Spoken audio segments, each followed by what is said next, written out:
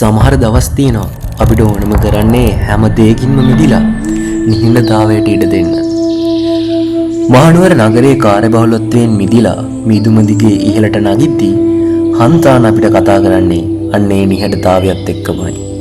සීතල සෙන්ටිග්‍රේඩ් අංශක 23 හුස්ම ඇඟ ඇතුළට දැනෙද්දී මුළු ලෝකයම එක තැනක නැවතිලා වගේ.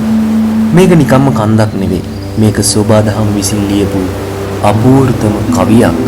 මම උදිත පීරිස්. මම ලංකාවේ තියෙන ලස්සන තැන් වලට ට්‍රැවල් කරලා ඒ වගේ වීඩියෝස් හදනවා. ඉතින් මං හිතනවා කවදා හරි දවසක මම මේ වීඩියෝස් බලද්දී මට ඒව මතකයක් විදියට බලන්න පුළුවන් වෙයි කියලා. ඉතින් ආයුබෝවන් කියලා පිළිගන්නවා හන්තාන කදුපන්තියට.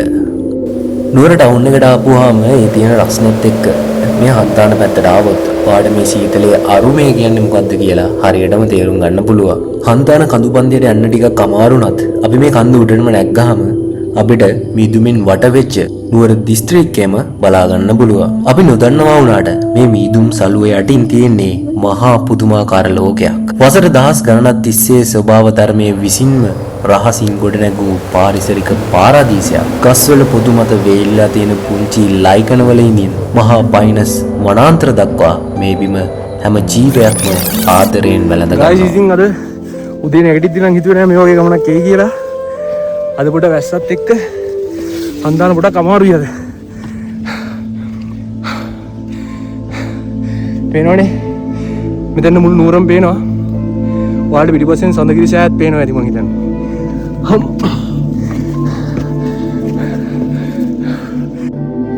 ඉතින් මිනිස්සු විදියට අපි හැමදේම හදන්න උත්සාහ කළාට සෝබාදහම විසින්ම නිර්මාණය කරපු මේ සංකීර්ණ ජෛව සම්බන්ධතා තේරුම් ගන්න අපිට තවමත් පුළුවන් වෙලා නැහැ.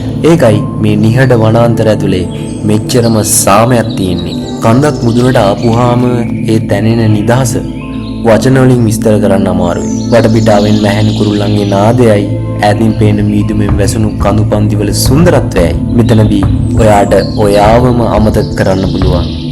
එහෙමත් නැත්නම් නැතුණු ඔයාව නැවත සොයා ගන්නත් පුළුවන්. මේ හන්දානේ කන්ද මුදුනටම ආපුවාම නිකන් හරියට අපිව ෆ්‍රිජ් එකක් ඇතුළට දැම්මා වගේ.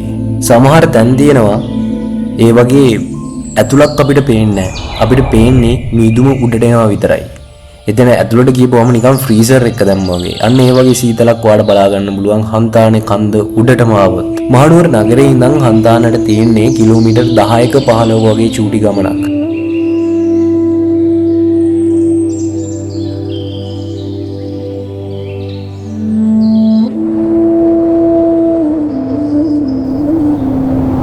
ඉතින් දවස නිමා වෙලා හන්තානට අන්ධකාරය ලං වෙද්දී මීදුම නැවතත් හැමදේම වසා ගන්නවා. අපි ආපසු හැරියන්නේ හිස් දෑතින් නෙවෙයි.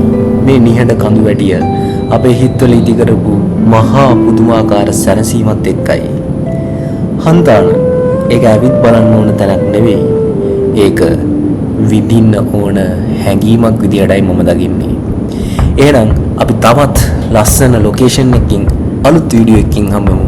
එතකන් ඔබට සුබ දවසක් වේවා.